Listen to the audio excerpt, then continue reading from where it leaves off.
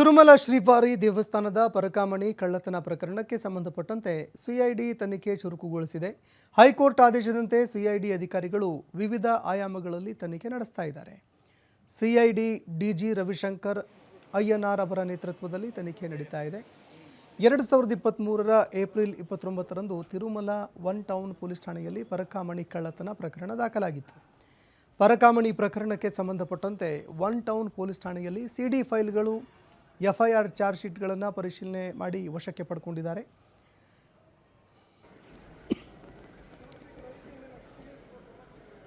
ಕಟ್ಟಡ ಮತ್ತು CCTV command control centre ಪರಿಶೀಲನೆ ಕೂಡ ಮಾಡಿದೆ.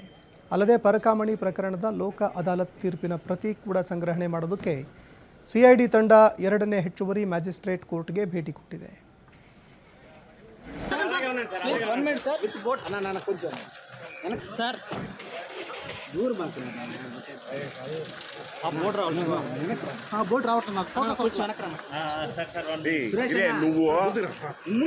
బోర్డు రావాలని అంతే. కొంచెం బ్యాక్ రా రాజేష్.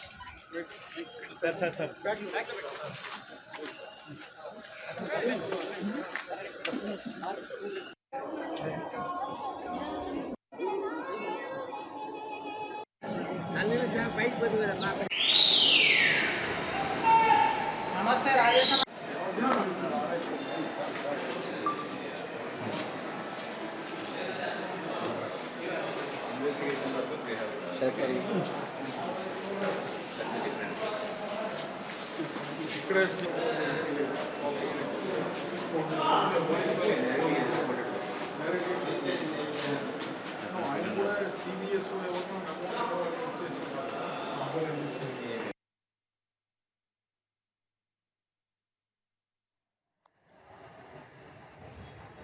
అంశం పరాకాష్ఠకు చేరుకుంది.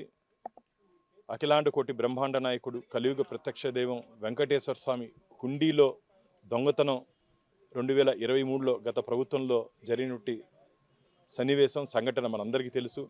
దాని మీద అత్యున్నత న్యాయస్థానం 13వ తేదీ లోపల ఆ రికార్డ్స్ అన్నీ సమర్పించమని చెప్పి సిబిసిఐడికి ఆదేశాలు ఇవ్వడం జరిగింది.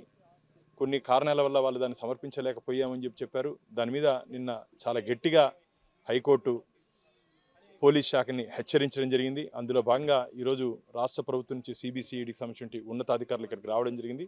వారితో నా దగ్గర నుండి పరకామణిలో మొదటి నుంచి ఏ రోజైతే బోర్డు మెంబర్గా మొట్టమొదటి సమావేశంలో ఈ అంశాన్ని లేవనెత్తానో నా దగ్గర నుండి వివరాలని వారికి అందజేయడం జరిగింది. నాకు నమ్మకం, విశ్వాసం ఉంది. పాతాళంలో దాక్కున్న ఎవరెవరు పరకామణిలో వాటాలు పంచుకున్నారో, చెట్టు కింద పంచాయతీ చేసి ఎవరు లోకాదాత కాంప్రమైజ్ చేయమని చెప్పారో, ఎందుకు చెప్పారో, ఎవరి కోసం చెప్పారో, ఎవరిని కాపాడడానికి చెప్పారో వారందరూ రాబో రోజుల్లో చట్టం ముందు, స్వామివారి ముందు నిలబడే రోజు దగ్గరలోనే ఉంది. ఇప్పటి నుండి పోలీస్ వ్యవస్థ మీద మాకు గట్టి నమ్మకం, విశ్వాసం ఉంది.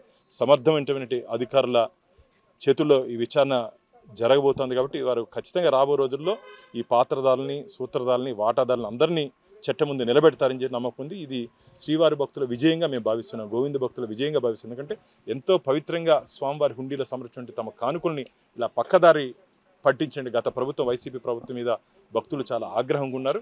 రాబో రోజుల్లో వెంకటేశ్వర స్వామి ఆగ్రహం కూడా వారి మీద ఉంటుందని చెప్పి తీవ్రంగా హెచ్చరిస్తారు. పరకామణి అంశం ಇದಿಷ್ಟು ಈ ಕ್ಷಣದ ಅಪ್ಡೇಟ್ಸ್. ನೋಡ್ತಾ ಇರಿ TV5 ಕನ್ನಡ. ಇದು ವಾಸ್ತವದ ಪ್ರತಿರೂಪ.